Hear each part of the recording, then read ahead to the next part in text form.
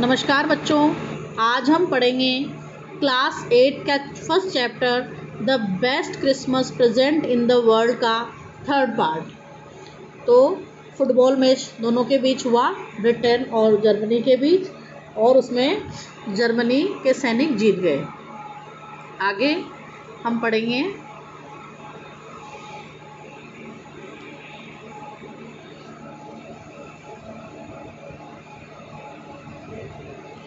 The time came and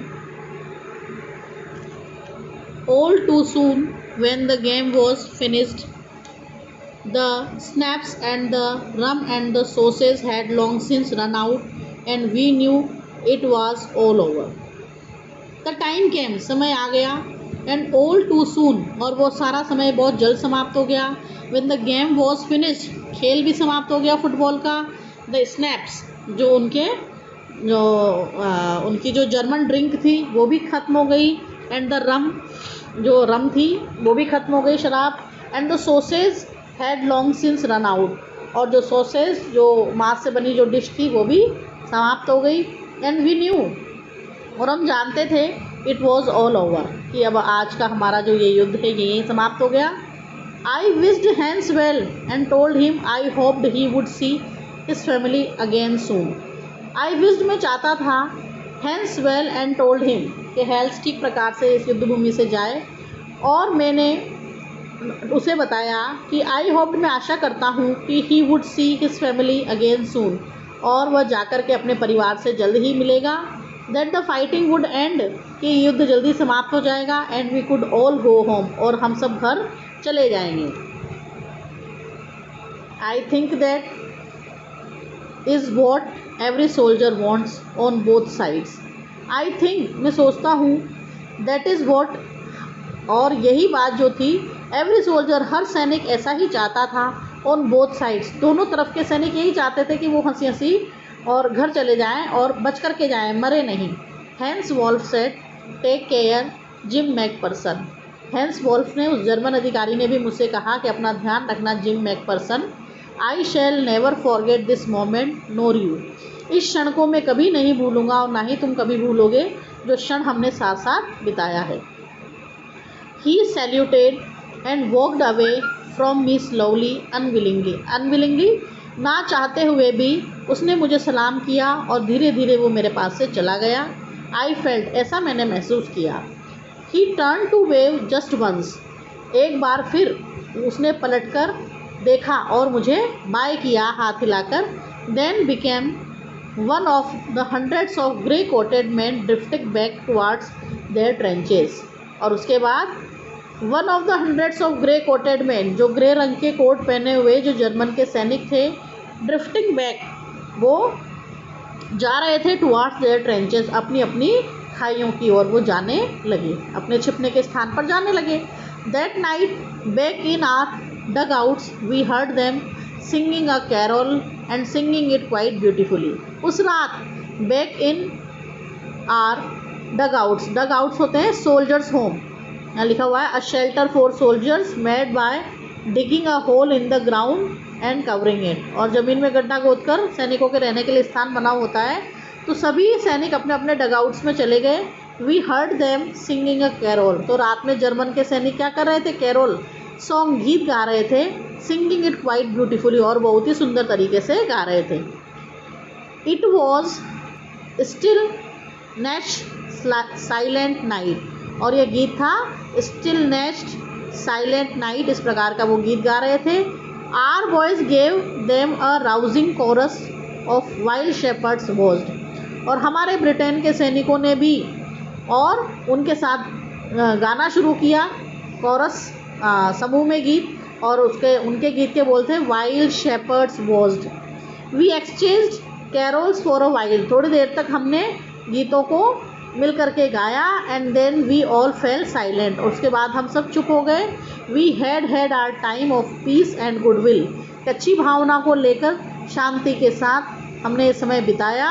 a time I will treasure as long as live, और जब तक मैं जीऊँगा तो इस समय को एक खजाने के रूप में अपने साथ लेकर जीऊँगा. इतना अच्छा समय हमने उस युद्ध भूमि में बिताया.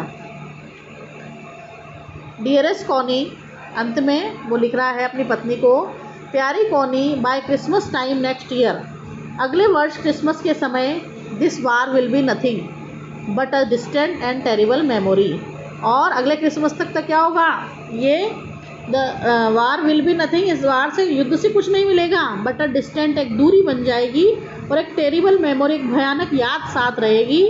I know from all that happen today, मैं जानता हूँ आज जो कुछ भी हुआ, how much both आर्मीज long for piece, दोनों तरफ की जो आर्मी सेनाएं हैं वो तो क्या चाहती है, शांति चाहती हैं। We shall be together again soon, I am sure of it, we shall be, हम जल्द ही साथ होंगे, मैं आश्वस्त हूँ कि मैं जल्दी घर लौटूंगा और तुमसे मिलूँगा। योर लविंग जिम, तुम्हारा पति, तुम्हारा प्यारा जिम। तो जिम ने अपनी पत्नी को ये पत्र लिखा था। क्वेश्चंस हम देख लेंगे। Who had return a letter to whom and when, और ये पत्र किसने, किसको और कब लिखा, तो आपको पता चली गया, जिम ने अपनी पत्नी को लिखा, कॉनी को, और किस समय लिखा, वर्ल्ड वॉर के दौरान। Why was the letter return, what was the wonderful thing that had happen, सैनिकों ने और युद्धभूमि में एंजॉय किया, ये सब बातें इसमें लिखनी है। What job did Hans Wolf and Jim McPherson have when they are not soldiers, वो दोनों सैनिक नहीं थे तो दोनों ने क्या क्या काम किया था, उन्होंने बताया था। एक तो वाद्य यंत्र बजाता था हैंस वॉल्फ तो, और जिम मैकफर्सन क्या था, टीचर था। Had Hans Wolf ever been to Dorset, नहीं वो कभी डॉर्सेट नहीं गया था, उसने केवल किताबों में इंग्लैंड के बारे में पढ़ा था। वाई डिड ही से ही न्यू इट, और उसने बाद में बता दिया कि मैंने स्कूल में ही पढ़ा है इंग्लैंड के बारे में। Do you think gym Macpherson come back from the war, क्या आप सोचते हैं कि जिम मैकफर्सन युद्ध से वापस लौटा। How do you know this, और ये तो आप चैप्टर आगे पढ़ेंगे तभी पता लगा पाएंगे। और वैसे भी आप पता लग ही रहा है आपको कि ये लेटर उस व्यक्ति को मिला है, और इसका मतलब वो व्यक्ति जो है जिम मैकफर्सन, वो युद्ध के बाद वापस नहीं लौटा है। अब हम इसका थर्ड पार्ट स्टार्ट कर रहे हैं। आई फोल्डेड द लेटर अगेन, मैंने उस पत्र की वापस से उसको फोल्ड कर दिया, घड़ी कर दी, and slipped it carefully back into its envelope, और उस पत्र को मैंने वापस से बहुत ही सावधानी से उस लिफाफे में डाल दिया। I kept awake all night, पूरी रात में जागा रहा। बाय मॉर्निंग, सुबह तक, I knew what I had to do, मैं जान गया कि मुझे क्या करना है। आई ड्रोव इनटू ब्रिडपोर्ट नामक स्थान पर मैं गया, just a few miles away, जो मेरे घर से थोड़ी ही मील की दूरी पर था। I asked a boy walking his dog where Copper Beeches was, और वहाँ मैंने एक लड़के से, और एक लड़का क्या कर रहा था, वॉकिंग हिज डॉग, अपने कुत्ते को वहाँ घुमा रहा था, तो उस लड़के से मैंने पूछा वेयर कॉपर बीचेस वॉज, कि ये कॉपर बीचेस स्थान जो है वो कहाँ है। हाउस नंबर 12, और मुझे कॉपर बीच में मकान नंबर कौन सा चाहिए, 12।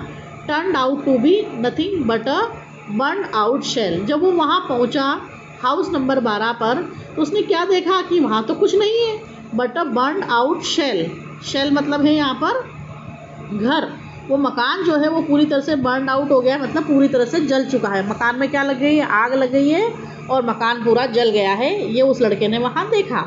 द रूफ गैपिंग, और उसकी छत भी टूट चुकी है। द विंडोज़ बोर्डेड अप, और उस घर की जो खिड़कियाँ हैं वो भी झुलस चुकी हैं। I knocked at the house next door, उसके बगल में जो मकान था उस दरवाजे को मैंने खटखटाया। And asked if anyone knew the whereabouts of Mrs McPherson, और उसने पड़ोसी के घर में क्या पूछा कि इफ़ एनीवन न्यू, क्या कोई जानता है कि मिसिस मैकफर्सन कहाँ गई हैं।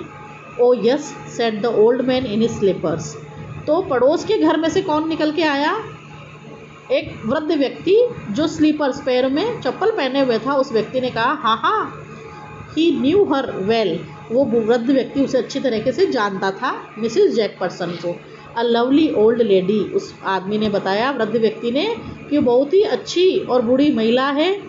ही टोल्ड मी, और उस वृद्ध व्यक्ति ने मुझे बताया, अ बिट मडल हेडेड, कि थोड़ी सी, मडल हेडेड मतलब भ्रमित रहती हैं, वो थोड़ी सी भ्रम में रहती, but at her age she was entitled to be, लेकिन जितनी उसकी उम्र है मिसिस मैकफर्सन की, इस उम्र में वो इस मडल हेडेड की क्या है, एंटाइटल, हकदार भी हैं। वाजंट शी, क्या वो नहीं है? उनकी उम्र कितनी थी?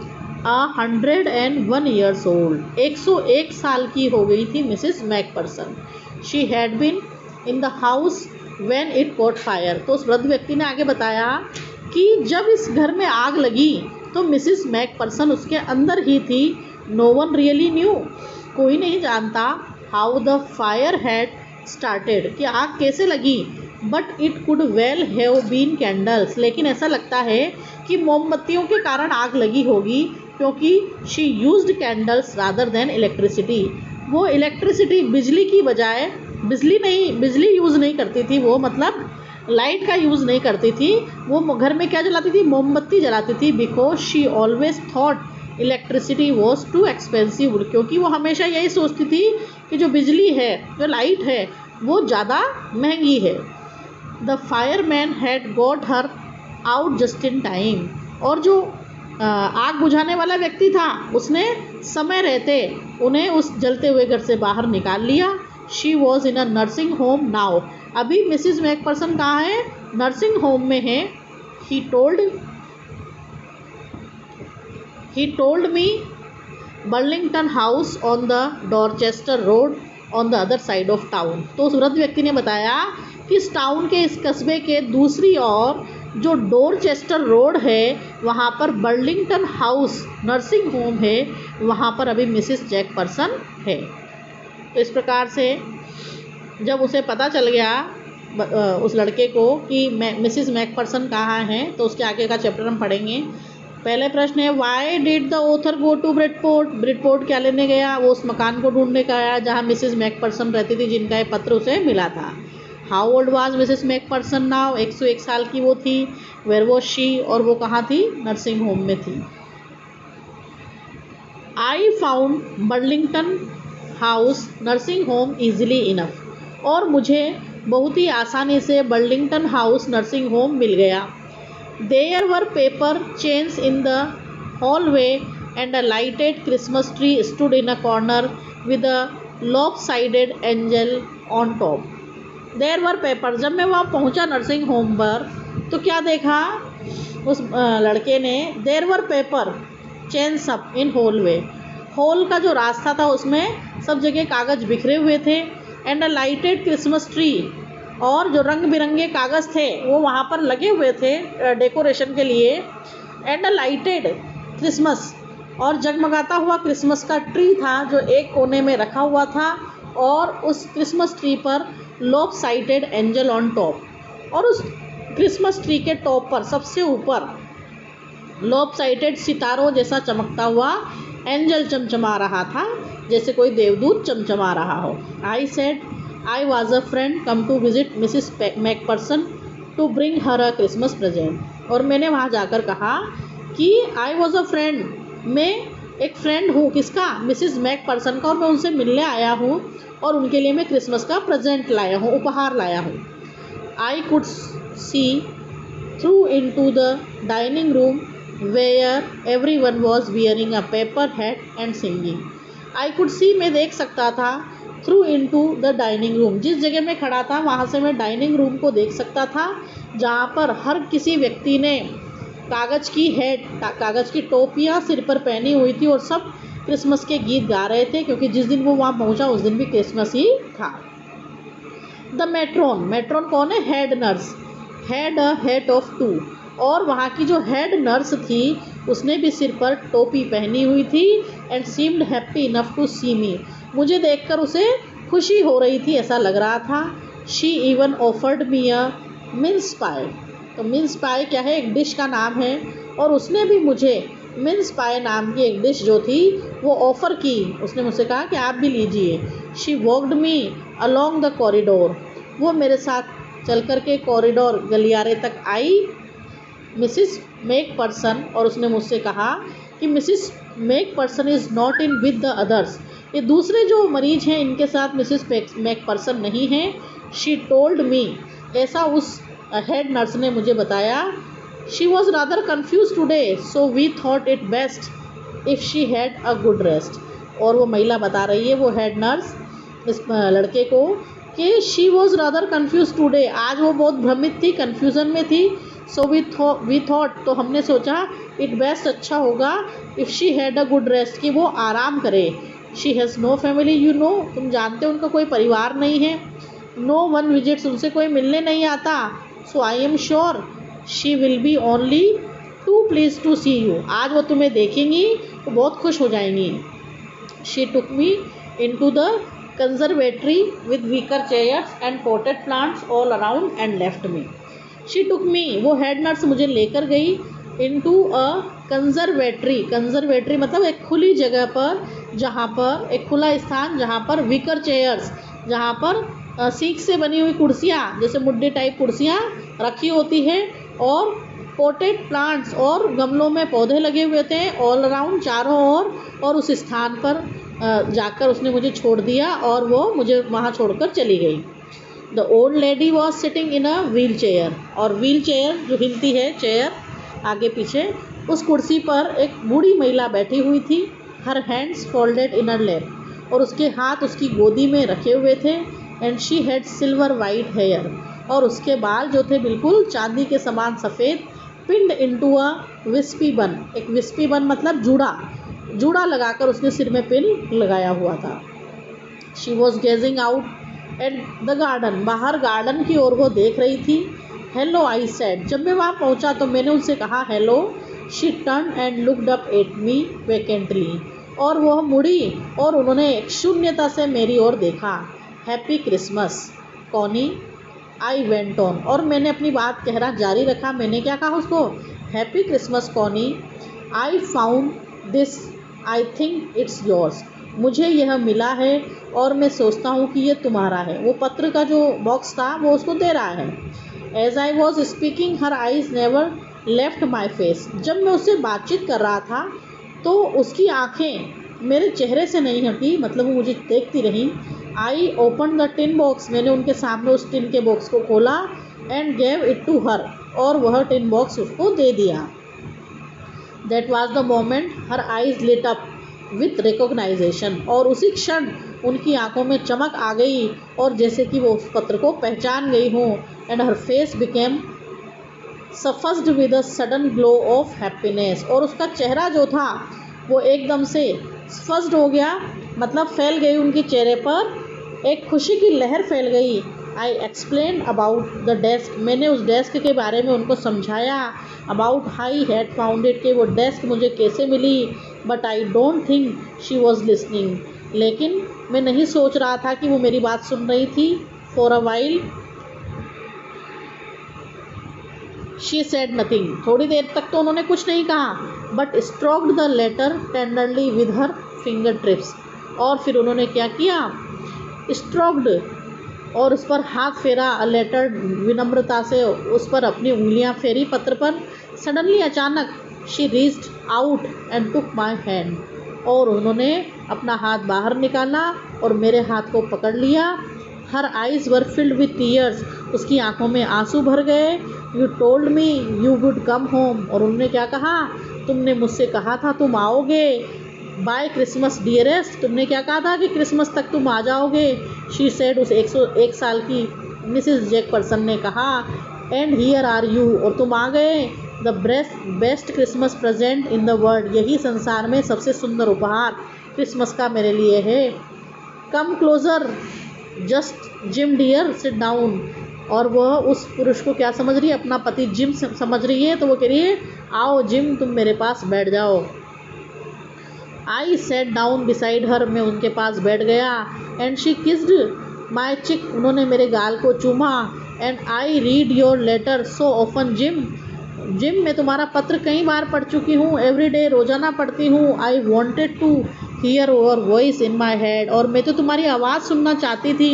It always made me feel you were with me, और हमेशा मुझे ऐसा लगता है कि तुम मेरे साथ हो। एंड नाउ यू आर, और अब तो तुम आ ही गए हो।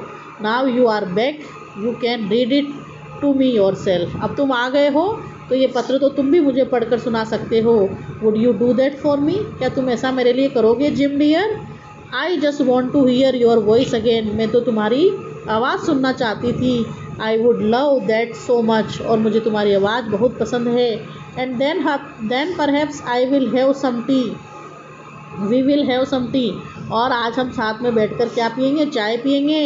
I have made you a nice Christmas cake, और मैंने तुम्हारे लिए एक अच्छा क्रिसमस का केक बनाया है। मार्जिपन ऑल अराउंड, उसके चारों ओर मार्जिपन लगाया है। मार्जिपन पहले बता चुकी हूँ मैं, वही ऊपर जो बादाम का और अंडे का और शक्कर का बनाया हुआ जो क्रीम है। I know how much you love marzipan, मैं जानती हूँ तुम्हें मार्जिपन कितना पसंद है। ये चैप्टर यहीं समाप्त होता है। लिखा है माइकल मॉरपुर्गो ने, और इसके क्वेश्चंस कुछ हैं। Who did Connie McPherson think her visitor was, और कॉनी मैकपर्सन ने क्या सोचा, जो मिलने आया वो कौन है, उसने सोचा वो उसका पति है। Which sentence in the text shows that the visitor did not try to hide his identify, और ये इस प्रकार से चैप्टर हमारा यहीं पर समाप्त होता है। धन्यवाद।